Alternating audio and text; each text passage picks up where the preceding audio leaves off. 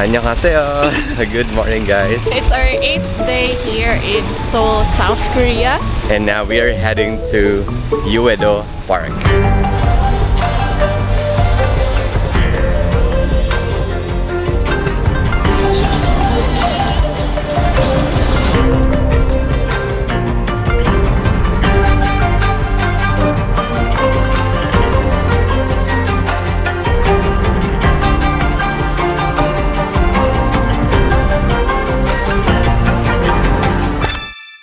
Namin kahapon guys sa Arirang News sa Facebook.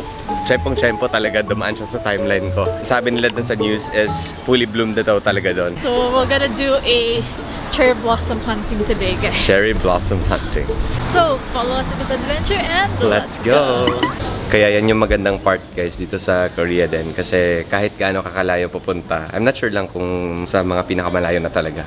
Pero guys, eto 9 stops, ganun pa rin yung pamasahe namin. Nasa mga 70 pesos or 60 pesos mahigit lang. Unlike sa atin, kapag palayo ka na ng palayo, pataas din na pataas yung pamasahe. Okay, so pa-exit pa lang kami guys sa station. And tingnan mo guys, hindi ko sasalubong. Cherry blossom agad. Guys, fully bloomed na talaga dito sa Uedo. Ayan o. Tignan yun. Nahahawakan talaga namin guys. Yeah. And guys, ang daming tao dito. Mostly mga Noryak guys. And then maraming nagpipiknik. Look at that oh. Yeah. Ayan. Mga magjojowa din. Yeah. Kung wala kayong jowa, talagang mapapasana all kayo. Parang nanonood din kayo ng K-drama sa kanila. Ang tagal talaga namin dito kasi ang dami talagang magagandang spots dito. So just a quick trivia pala guys, yung mga cherry blossoms, yung full bloom will only last for 1 week. So supposedly sana guys, yung full bloom niya is mid-March or late March. Kaso nga lang, sabi dun sa weather forecast or sa Arirang News, sabi nila dun sa news is na late lang ng konti due to sobrang cold talaga ng weather. Ngayon lang talaga medyo umaraw ng umaraw. Kung gusto niyo pumunta during spring guys, maghintay lang kayo kung kailan, tapos doon niyo i-book. It's currently 1:21 p.m. So hindi pa kami nagla-lunch. Kung naghanap kami ng lunch guys, tingnan natin kung ano yung makikita natin. Kain lang kami ng mga ano dyan, mga guys. tusok-tusok. Tusok-tusok lang. Can you cut this? Cut? Okay. How much? 10,000. 10,000? Can I have one? So try namin itong kanilang fried pork lips guys. 10,000 Korean won siya. So nasa mga 400 plus pesos siya guys. 왜 페이스 노? Oh.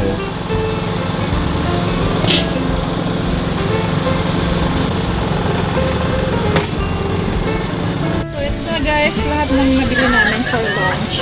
So I got a bread and pork cutlet and teriyaki chicken.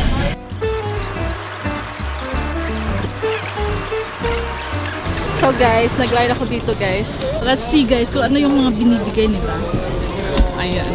Free lang siya guys. Yep. Okay, Choose one flour.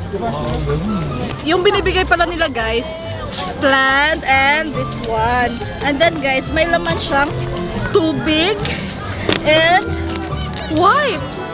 And Wet wipes? yes, wet wipes.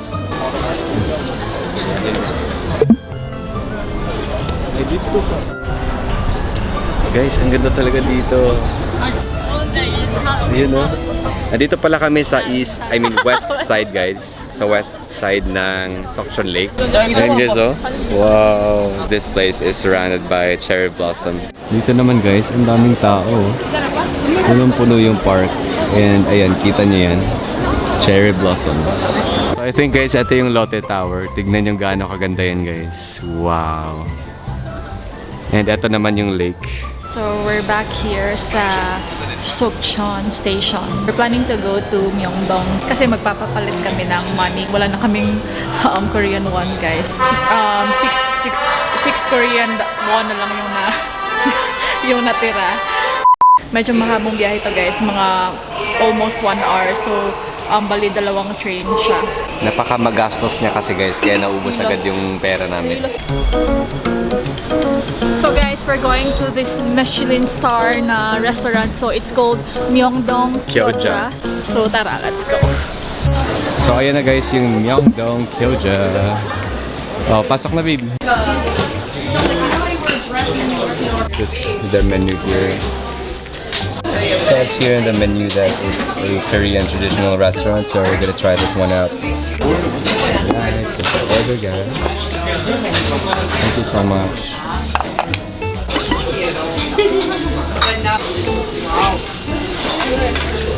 How about this, guys?